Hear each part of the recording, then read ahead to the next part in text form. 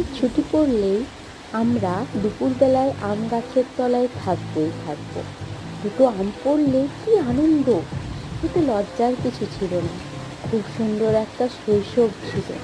শৈশবের একটা কি আনন্দ!